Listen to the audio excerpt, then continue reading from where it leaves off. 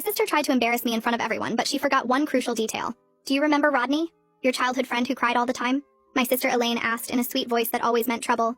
I just feel so terrible that he never gets invited to anything, she continued. Since you're single, why don't you bring him as your date? That way at least you won't be alone at my wedding.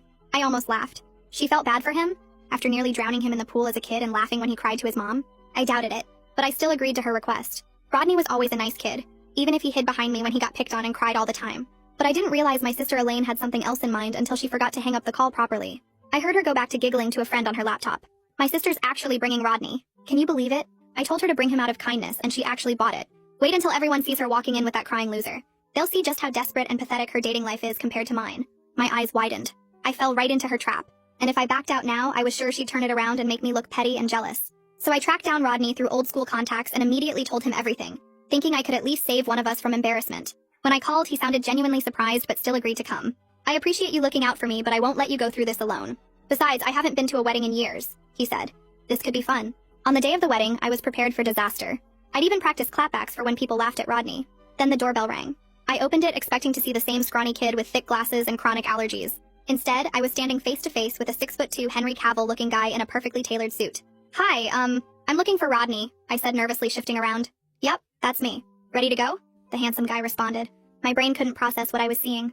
This was not Rodney. Sure, everyone had a little bit of a glow-up since high school, but nothing like this. Shut up, you're not crybaby Rodney. He grinned. Well, I'm not a crybaby anymore, but if it helps, the suit does make me look a little different. But it wasn't the suit. Even when we walked in the wedding hall, every head turned. Some jaws dropped so low, it nearly hit the carpet. My sister's fake sweet greeting died on her lips. Rodney? Her eyes bulged out. Hey Elaine, it's been years. Thanks for inviting me to your wedding. No one could focus on the ceremony. Not with tall and handsome sitting near the aisle, completely stealing the show. My sister looked furious. She tried to recover her plan during the reception, loudly telling her bridesmaids how Rodney used to cry during PE class. But Rodney was ready. He looked at me with a soft expression and said warmly, "That's why I was lucky to have this girl help me through my panic attacks." She was like an angel. My sister had no choice but to smile and agree with the compliment while her bridesmaids cooed about how sweet I was. She tried again later during the wedding toasts, bringing up how Rodney used to get stuffed in lockers, but he just laughed. And now I barely fit in one, he said, gesturing to the muscles. All the girls nearby swooned. Then she pulled out her final trump card. She mentioned his weird anime drawings, and how he probably still watches it like a nerd. But her new husband's face lit up. Hey, I'm a huge anime nerd too. He grinned. Elaine's face scrunched up. What the? You never told me you watched cartoons. Rodney and I giggled on the side watching them break out into their first fight as newlyweds. Things only got worse when my mother pulled Elaine aside and gushed about Rodney, asking, "Why didn't you tell me your sister was dating someone so successful?" And during the first dance, nobody paid attention to the bride and groom. Everyone's eyes were on Rodney as he danced with me. Elaine finally snapped and cornered me in the bathroom. All right, Spill. Where did you find this actor? This isn't the real Rodney. But when I tried to explain that it really was crybaby Rodney, she refused to listen and just dragged me back to the reception. She asked the DJ to stop and place the spotlight on us. Everyone's curious. What's your little love story? She expected me to admit this was all just a setup, a ruse. But Rodney stepped in and took the microphone. She called me out of the blue. I was honestly shocked, because I'd been wanting to date her since we were kids. I just never had the courage. But this wedding finally gave me the chance, he said, looking straight at me. I felt my heart race as the entire room erupted in awes. Elaine couldn't do anything but laugh in disbelief that her evil plan turned her into the greatest matchmaker. But the real shock came the next morning. Elaine sent me a photo, a yearbook picture of Rodney from his high school. The person in the photo was completely different from the man who'd been my date. Completely different face, different height. Interesting date choice, she texted. Wonder what happened to the actual Rodney. I turned to look at the man still sleeping in my bed. If you're not Rodney, who are you? And what happened to Rodney? He gave me this evil smirk. My whole body went cold staring at that smirk. My phone kept buzzing on the nightstand, but I couldn't look away from his face. This man in my bed wasn't Rodney. He never was. My hand started shaking as I grabbed my phone and saw 3 texts from Elaine with a yearbook photo attached. The kid in that photo looked nothing like the guy sitting up in my sheets right now. I forced my voice to stay steady even though my heart was pounding, so hard I could hear it in my ears. Who are you? What's your real name? He stretched like this was a normal morning and gave me this calm smile that made my skin crawl. My name's Carson. I figured you'd realize sooner, honestly. He said it so casually like we were talking about the weather. I stared at him waiting for more of an explanation. He sat up against my headboard looking completely comfortable. I knew Rodney when we were kids.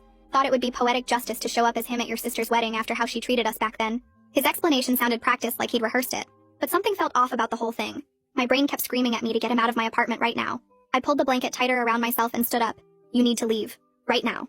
My voice came out firmer than I expected, but my hands were still shaking. Carson didn't move fast. He took his time getting out of bed and finding his clothes from last night. The whole time he kept talking about how real our connection felt, and how I was overreacting to something that didn't really matter. He pulled on his shirt slowly like he had all the time in the world. We had fun, right? Does it really matter what name I used? I wanted to scream at him, but I just pointed at my door. Get out. Now. He finally left, but not before giving me this look like I was being unreasonable. The second my door closed, I locked it and checked it twice. Then I grabbed my phone and called Maya because I needed someone to tell me I wasn't crazy for feeling scared and violated right now. She picked up on the second ring and I barely got the words out before I started crying. She told me to stay put and she'd be there in 20 minutes. I sat on my couch staring at my door until I heard her knock. Maya came in with 2 coffees and her laptop already open. She sat next to me and put her arm around my shoulders. Okay, tell me everything from the beginning. We started going through every single interaction I'd had with Rodney from the first message to last night. Maya pulled up the Instagram account that had messaged me about the wedding. The account was created 3 weeks before Elaine's wedding. Only 3 weeks. The profile photo was blurry enough that I couldn't really see his face clearly. I should have noticed that. Maya squeezed my hand. You were trying to be kind. That's not your fault. I pulled up the yearbook photo Elaine sent me and put it next to the wedding photos on my phone. The differences were so obvious now that I was actually looking. Real Rodney had a rounder face and was way shorter, maybe 5'7". He had different features completely. The man who left my apartment this morning was 6'2" and looked nothing like childhood Rodney. How did I miss this? Maya asked me the hard question then. Did anything happen last night that you didn't consent to? I had to sit with that for a minute. I consented to everything we did, but I consented thinking he was someone else. The violation felt complicated in a way I couldn't put into words yet. Maya nodded like she understood, even though I barely understood it myself. We need to find the real Rodney. Prove that Carson isn't him. Maya opened her laptop and started searching. I tried to remember specific things about childhood Rodney that only he would know. He had a birthmark on his left arm. He was scared of dogs after one chased him in 3rd grade. He collected Pokemon cards and kept them in a blue binder. Maya typed while I talked. She pulled up Facebook first, but there were too many people with that name. Then she tried LinkedIn and filtered by our hometown. There.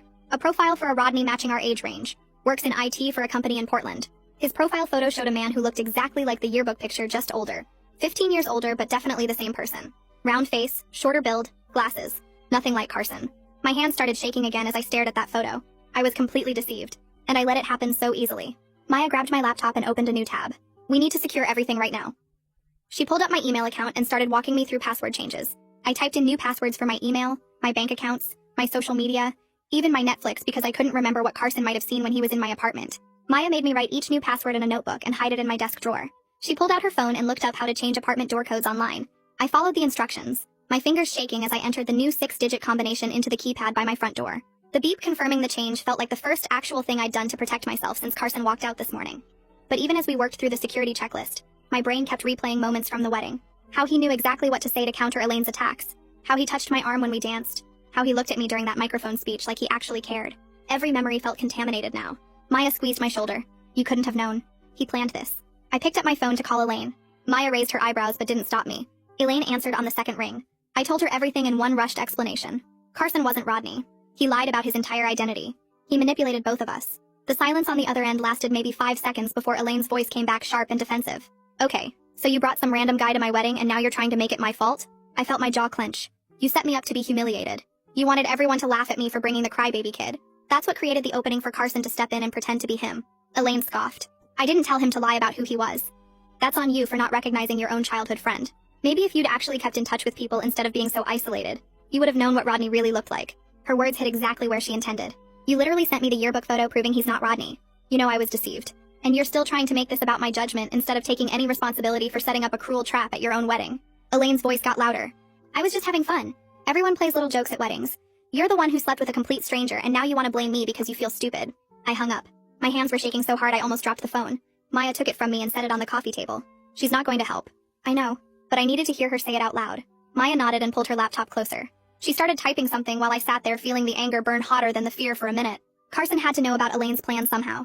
He knew exactly what she was trying to do, which means he was either watching our family dynamics online, or he had some previous connection to us that let him know about the wedding trap. The thought made my skin crawl. This wasn't some random opportunity he stumbled into. He planned this. He researched us. He knew Elaine wanted to humiliate me, and he used that knowledge to slide into Rodney's identity at the perfect moment. Maya looked up from her screen. This is way more calculated than just some guy pretending to be someone else for fun. This is someone with a grudge or an obsession who saw his chance and took it. I spent the rest of the day checking my door lock every 20 minutes. Every notification on my phone made me jump.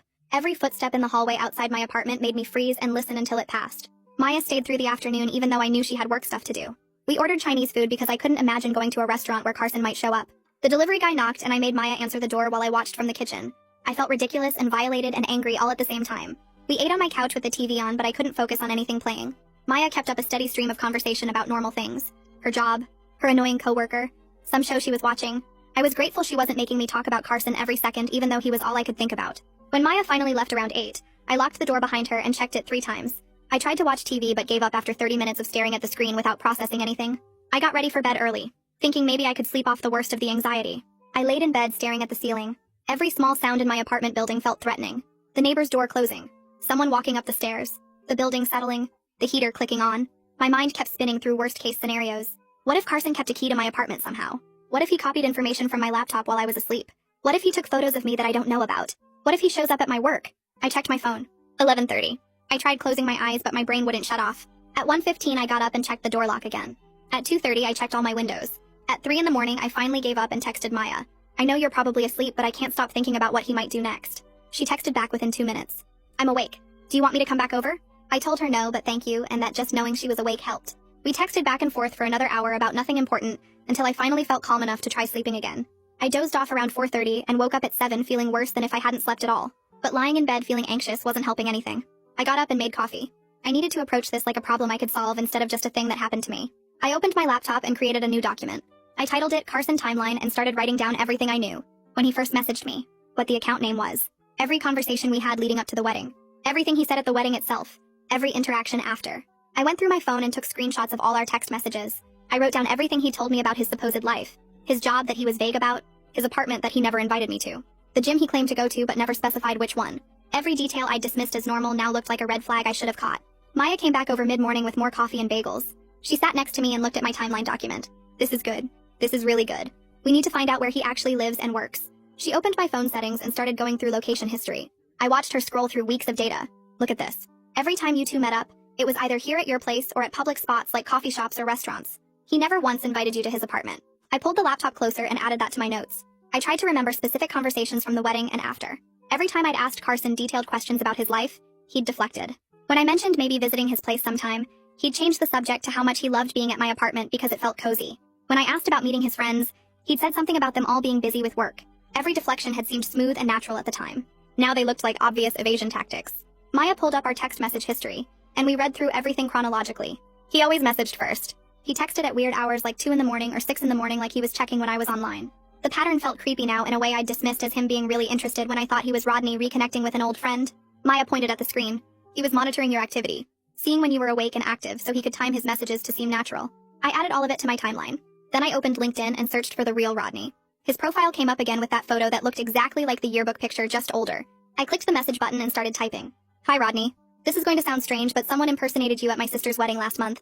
I'm trying to verify some information and wanted to confirm that you weren't at a wedding in our hometown recently. I kept it short and factual. I didn't want to sound crazy or accusatory. I just needed confirmation that Carson definitely wasn't somehow the real Rodney with a different past than I remembered. I hit send and closed the laptop. Maya looked at me. Now what? Now we wait and see if he responds. And I figure out what to do next if he confirms that he wasn't there. Maya closed her laptop and looked at me with that serious expression she gets when she's about to say something I won't want to hear. She suggested I think about hiring a private investigator to find out who Carson really is and whether I'm actually in danger.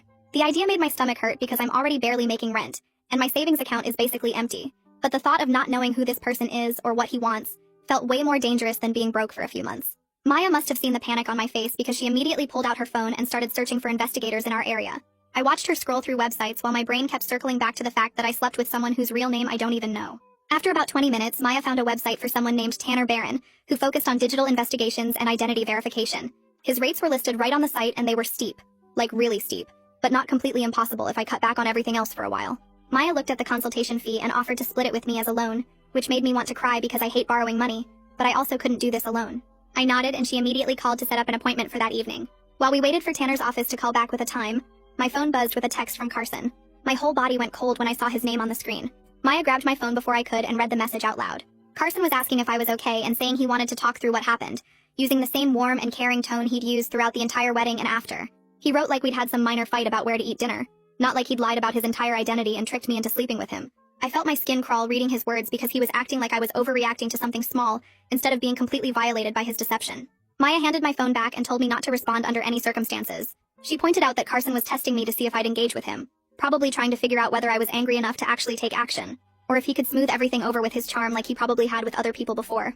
Her outside perspective helped me see the manipulation tactics that I definitely would have fallen for if I was processing this alone, because part of me wanted to believe his warm tone meant he wasn't actually dangerous. Tanner's office called back and gave us an appointment time for 7 that evening. I spent the rest of the afternoon organizing all my documentation into a clear timeline with screenshots and notes about every inconsistency I could remember.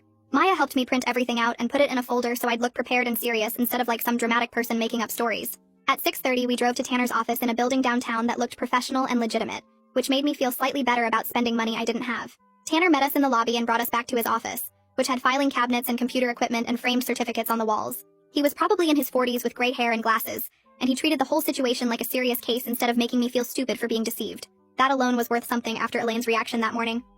I showed him my timeline and all the information I had about Carson, including the wedding photos and the phone number he'd used to contact me. Tanner looked through everything carefully and asked specific questions about Carson's behavior and what he'd said about his life. He explained that he'd start with something called open source intelligence gathering, which meant using the photos from the wedding and the phone number and any other digital footprints to identify who Carson actually is. He warned me this might take a week or maybe 2, and that I absolutely should not engage with Carson at all during the investigation, because it could tip him off that I was looking into his background.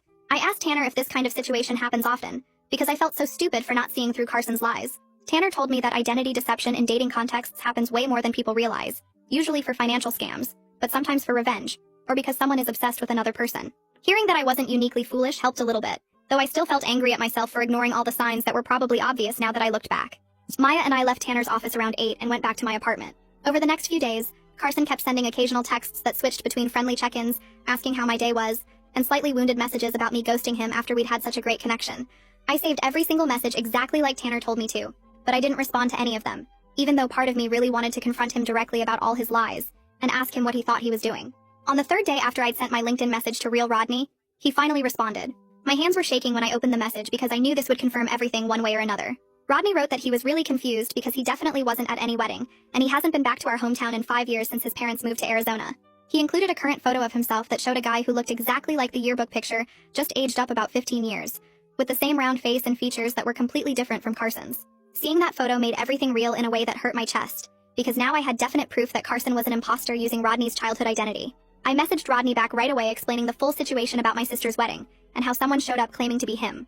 Rodney responded within an hour saying he was shocked and really sympathetic about what happened to me. He said he vaguely remembered some guy named Carson from elementary school, who hung around the edges of their friend group, and seemed kind of obsessed with fitting in. Rodney offered to do a phone call if it would help me understand the situation better, which felt like the first genuinely kind thing someone had done without any hidden motive since this whole mess started. I scheduled the call with Rodney for that same evening because waiting felt impossible when every minute without answers made my skin crawl. When my phone rang at 7, I answered on the first ring and heard his voice, which sounded nothing like Carson's deeper tone. Rodney started by saying he'd been thinking about Carson all afternoon, and remembered more details now that his memory was jogging. He told me Carson was this kid who hung around their friend group in elementary school, but never quite fit in, always trying too hard to be funny or cool in ways that felt forced. Rodney said Carson got weirdly fixated on people, like he'd pick someone and try to copy everything they did or said, almost like he was studying them. He moved away in middle school, so he lost touch with everyone from back then, but he remembered Carson had this strange habit of blaming other kids when social stuff went wrong for him. Like if Carson didn't get invited to a birthday party, he'd convince himself it was because Rodney or someone else had talked badly about him, even when that wasn't true at all. Rodney's voice got quieter when he said Carson seemed to think Rodney was somehow responsible for Carson not being popular, which made no sense because Rodney was getting bullied himself back then. Then Rodney brought up something that made my stomach drop even further. He said Elaine and her friends were cruel to lots of kids, not just him, and Carson was definitely one of their targets too. Rodney remembered Carson trying to get revenge once by spreading rumors about Elaine and her clique, but it backfired completely and made things way worse for him. The other kids started avoiding Carson even more after that, and Elaine's group made his life miserable for the rest of that school year.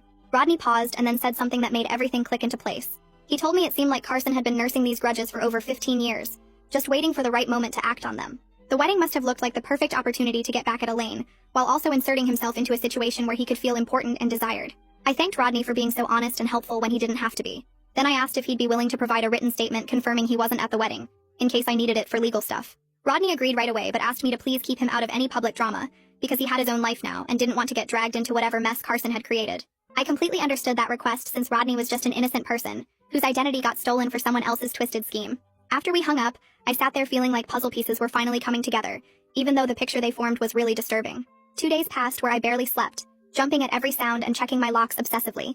Then Tanner called with his first report, and I grabbed my phone so fast I almost dropped it. He told me he'd traced the phone number Carson used back to a prepaid account bought with cash, so there was no direct name attached to it. But the metadata from the wedding photos I'd sent him told a different story. Those photos were taken with a device registered to someone named C. Ayers, and Tanner was running that name through every database he had access to right now. He said he'd have a full profile for me within a few days, and hearing the certainty in his voice made everything feel more real. I felt this weird mix of validation and dread spreading through my chest. Validation because Tanner was finding actual concrete information that proved I wasn't overreacting or imagining things. but dread because it meant this whole situation was real and serious, not just some misunderstanding I could laugh off later. Maya came over that evening without me even asking, showing up at my door with cleaning supplies and garbage bags. We spent 3 hours going through my entire apartment, removing anything Carson might have touched. Every cup he drank from went in the trash. The towel he used got thrown out. We stripped my bed and washed everything twice, and Maya helped me wipe down every surface in my bedroom. It felt both practical and symbolic, like we were erasing his presence from my space even though I knew the violation went deeper than physical objects. While we worked, my phone buzzed with a new text from Carson. This one was longer than his previous messages, saying he missed me and really wanted to take me to dinner to clear the air. Then he named a specific restaurant, this little Italian place I'd mentioned liking once in passing during the wedding reception. The fact that he remembered that detail while lying about literally everything else made me feel surveilled in a way I couldn't quite explain. It was like he'd been collecting information about me, filing away my preferences and habits, all while pretending to be someone he wasn't. Maya read the message over my shoulder and said it was creepy as hell that he was tracking what I liked while maintaining this massive deception. I saved the text like Tanner told me to, but didn't respond, even though my hands were shaking. 2 days later, Tanner sent his full report on Carson Ayers, and opening that email felt like standing at the edge of a cliff. The report was worse than anything I'd imagined in my worst spiraling thoughts at 3 in the morning. Carson had a criminal record that included a misdemeanor fraud conviction from 3 years ago. But what really made my blood run cold was the restraining order filed against him by an ex in another county just 18 months ago. I read through the case summary 3 times, and each time it felt more like reading about my own experience. The woman described Carson lying about his identity when they first met. She talked about his love-bombing behavior, showering her with attention and affection. She explained how he refused to accept when she ended things, continuing to contact her through different numbers and accounts. And she detailed his veiled threats about ruining her reputation if she didn't give him another chance. Every single thing she described matched what was happening to me right now. Reading her words made me feel physically sick, because I realized I wasn't his first victim. I was just the latest person in what was clearly a pattern of predatory behavior. And unless someone actually stopped him, I probably wouldn't be his last victim either. I printed out the entire report with shaking hands and grabbed my keys. Maya asked where I was going, and I told her I was taking everything to the police station because I couldn't just sit here knowing what Carson was capable of. I felt scared and completely exhausted, but I was also determined not to let this go. The desk officer at the police station listened to my brief explanation and directed me to Detective Stuart Gregory, who handled cases involving stalking and identity-based crimes. Gregory's office was small and cluttered with file folders, but his desk had photos of kids who I assumed were his, which somehow made me feel slightly safer. He read through Tanner's report carefully, taking his time with each page, and then started asking me detailed questions about everything Carson had said and done. What exactly did he claim about his identity? When did I first realize he was lying? Had he asked for money or access to my accounts? Did he ever explicitly threaten me? Gregory was professional and took me seriously, which was a relief after Elaine's dismissive reaction. But then he explained something that made my stomach sink. He said that unless Carson had made explicit threats, or actually stolen money from me, pursuing criminal charges was going to be really difficult. I wanted to scream or throw something, but I just sat there staring at the detective's desk while he explained my actual options. Gregory pulled out a form and said I could file for a restraining order in civil court, which wouldn't put Carson in jail, but would legally require him to stay away from me. He told me to save every text, every call, every social media message because documentation would be crucial if Carson violated the order. Then he gave me practical safety advice that made everything feel more real and scary. He said I should change up my daily routines so Carson couldn't predict where I'd be, that I should always be aware of my surroundings, especially in parking lots, and when entering my apartment, and that I should trust my gut if something felt wrong. The way Gregory talked about it made it clear he'd seen situations like mine before, and that some of them had ended badly. I thanked him for his time and walked out of the station feeling like I had a plan, even if it wasn't the justice I wanted. Maya was waiting in her car, and when I got in, she immediately asked what happened. I explained about the restraining order option, and she said we should go file the paperwork right away before I lost my nerve. That afternoon, we drove to the courthouse and filled out the temporary restraining order application at a window where a tired-looking clerk processed domestic cases. I attached printed copies of everything from Tanner's investigation, screenshots of Carson's messages, the yearbook photo Elaine sent, and a written statement from real Rodney confirming he wasn't at the wedding. The clerk looked through the stack of papers and told me there would be a hearing in about 2 weeks where a judge would decide whether to grant a longer order. She explained that the temporary order would be in effect until then, but that Carson would be formally notified, which might make him angry. Maya squeezed my hand while the clerk stamped the forms, and I tried not to think about what Carson would do when he found out. We grabbed coffee after, and Maya made me promise to call her if anything weird happened. Then she drove me home because I was too shaky to drive myself. That night, I was getting ready for bed when my phone rang with Carson's number. I stared at it buzzing on my nightstand and didn't answer, letting it go to voicemail while my heart pounded. A minute later, the voicemail notification popped up and I almost deleted it without listening, but I remembered Gregory said to document everything. I put the phone on speaker and played the message. Carson's voice sounded hurt and confused, asking why I was avoiding him, and saying he thought we had something special. He said he didn't understand what changed and that he just wanted to talk things through like adults. His tone was so convincing and wounded that for a second I actually felt guilty, like maybe I was overreacting to everything. Then I remembered the yearbook photo showing a completely different person, the criminal record Tanner found, the restraining order from his ex describing the exact same behavior, and I felt sick that I almost fell for his act again. I saved the voicemail and forwarded it to Detective Gregory's email address like he told me to do. The next morning, Gregory replied confirming that Carson's pattern of ignoring my silence and continuing to contact me would support the restraining order application. He said that each message Carson sent was actually helping my case even though it felt invasive and scary. Knowing that Carson was basically building evidence against himself with every text made me feel slightly less powerless, though I still jumped every time my phone buzzed with a new notification. I was trying to focus on work emails when Elaine called 2 days later. I almost didn't answer, but I knew she'd just keep calling, so I picked up. She asked if I was over my drama yet in this breezy tone like I'd been upset about nothing, then said Mom was asking questions about why I wasn't coming to family dinners. Something inside me snapped hearing her act like this was all some minor inconvenience I was causing. I told her clearly that she set me up to be humiliated at her wedding, that her cruel plan created the exact opening Carson needed to deceive me, and that I wasn't going to pretend everything was fine anymore, just to make family gatherings comfortable for her. Elaine immediately got defensive, saying she had no idea Carson would pretend to be Rodney, and that I couldn't blame her for his choices. I felt my jaw clench because technically she was right that she didn't know about Carson specifically, but she completely missed the point that her cruelty enabled the whole situation. I told her I needed space from her, and that I wasn't going to discuss it further right now. She started to say something about me being dramatic, but I hung up before she could guilt-trip me into backing down like I always did. My hands were shaking after I ended the call because I'd never stood up to Elaine like that before. Maya came over that evening, and I told her about the conversation while we ate takeout on my couch. She pointed out that I'd never set real boundaries with Elaine in my entire life, and that what I did was actually progress, even though it felt uncomfortable and scary. We talked about how my lifelong pattern of keeping peace in my family had made me vulnerable to Carson's manipulation, because I was so used to ignoring red flags to maintain relationships. Maya said that learning to recognize when someone was treating me badly, and actually doing something about it, was a skill I'd been prevented from developing. Over the next week, Carson's messages shifted in tone from confused and hurt to slightly more aggressive. He sent texts asking why I was playing games with him and saying he deserved an explanation for my behavior. I didn't respond to any of them, but I saved every single one, and the tone change confirmed exactly what Detective Gregory had warned me about. Men like Carson escalated when they lost control over a situation, and Carson was clearly getting frustrated that his usual tactics weren't working. Each message felt a little more demanding and a little less friendly. Then Tanner called with new information he'd found by tracing utility records to Carson's current address. He said Carson was on probation for the previous fraud conviction, which meant any new criminal behavior could result in actual jail time. I felt a surge of hope hearing that because it seemed like real leverage. But when I mentioned it to Detective Gregory, he cautioned me not to confront Carson directly with the information. He said that could be seen as threatening and might hurt my restraining order case. The day before the hearing, Carson sent a message that made my blood go cold. He said he knew I'd been investigating him, and that I should be careful about making accusations I couldn't prove. The threat was clear even though he didn't say anything explicitly violent. I screenshot the message immediately with shaking hands, and forwarded it to both Detective Gregory and the lawyer Tanner had recommended for a consultation.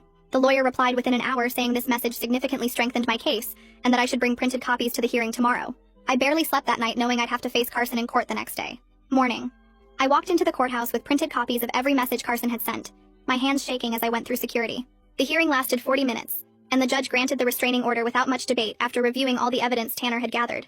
Walking out of that courthouse felt like the first real step toward safety, but I knew a legal document wouldn't magically fix the damage Carson had caused or make me trust people again overnight. Maya recommended I talk to someone who specialized in this kind of situation, so 2 weeks after the hearing I started seeing Jacinta Liu, a therapist whose website mentioned trauma and boundary work. The first session felt awkward because I kept downplaying what happened, calling it a misunderstanding or saying it wasn't that bad compared to what other people go through. Jacinta stopped me halfway through and asked why I was minimizing something that clearly violated my safety and trust. I didn't have a good answer. Over the next several sessions, she helped me see the pattern between how Elaine had treated me my whole life and why I didn't recognize Carson's red flags. I'd spent so many years making excuses for Elaine's cruelty to keep family peace that my instinct was to ignore warning signs and prioritize other people's comfort over my own safety. Jacinta said this wasn't a character flaw. It was a learned behavior from growing up in a family where speaking up about mistreatment got me labeled as sensitive or dramatic.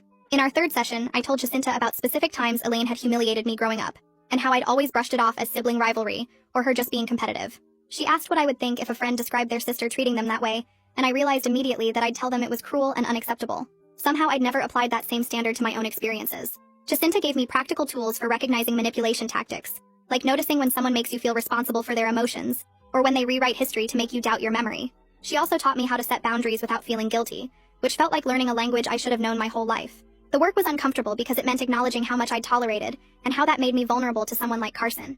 The financial cost of everything hit hard around week 5. Between Tanner's investigator fees, the legal consultation, new locks, and a security camera for my apartment and ongoing therapy sessions, I'd burned through most of my savings. I picked up every extra shift my manager offered and started doing side gigs on weekends just to cover the basics. Maya noticed I looked exhausted and offered to loan me money, but I turned her down even though I appreciated it. I needed to prove to myself that I could handle this independently without depending on someone to rescue me. The stress of working 60-hour weeks while processing trauma made me feel like I was running on empty, but giving up wasn't an option. I meal prepped cheap food on Sundays, canceled my streaming subscriptions, and stopped buying coffee out. Every dollar mattered when I was rebuilding my sense of security from scratch. Around week 7, some people from the wedding started reaching out asking what really happened with Carson. I'd stayed off social media mostly, but apparently Carson had been posting vague things about crazy exes and how some people can't handle genuine connection. A bridesmaid I barely knew sent a long message asking for my side of the story because she'd heard conflicting accounts.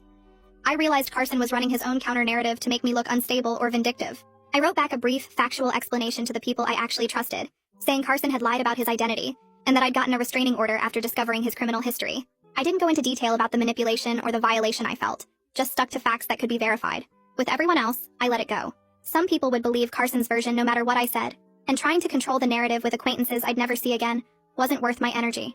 It stung knowing people thought I was the problem, but Jacinta reminded me that people who matter would trust me, and people who didn't know me well enough to give me the benefit of doubt weren't worth worrying about. 3 months after the restraining order, Detective Gregory called with news that shifted everything. Carson had violated his probation by contacting one of his previous victims through a fake social media account, and the woman had immediately reported it to police with screenshots. His probation officer filed a violation report, and the judge revoked his probation, resulting in a 4-month jail sentence. Gregory explained this removed the immediate threat to me and created a documented pattern that would follow Carson if he tried anything similar in the future.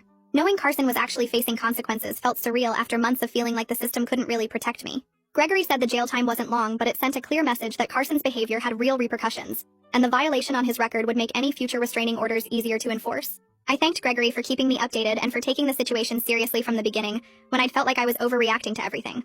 6 months after the wedding, I took stock of where things stood. My apartment had a new security system with cameras covering the entrance, and a smart lock I could monitor from my phone. The restraining order remained active with no violations since Carson's jail time, and I'd learned to stop jumping every time I got a notification. Therapy with Jacinta was teaching me to trust my instincts instead of overriding them to keep other people comfortable, though I still caught myself minimizing things sometimes. My relationship with Elaine stayed distant with clear boundaries I'd set about not attending family events where she played victim about our estrangement. Mom kept trying to smooth things over, but I'd stopped explaining myself and just repeated that I needed space. I still had moments of anxiety about dating and whether I'd ever trust someone enough to be vulnerable again. Sometimes I'd see a tall guy with dark hair and my heart would race before I realized it wasn't Carson. The situation didn't resolve perfectly with Carson fully punished, or my family magically understanding what I went through. But I'd built real safety measures and I was doing the ongoing work to heal, which felt like the most honest outcome I could ask for. I wasn't ignoring red flags anymore or sacrificing my safety to keep peace, and that shift alone made everything worth it.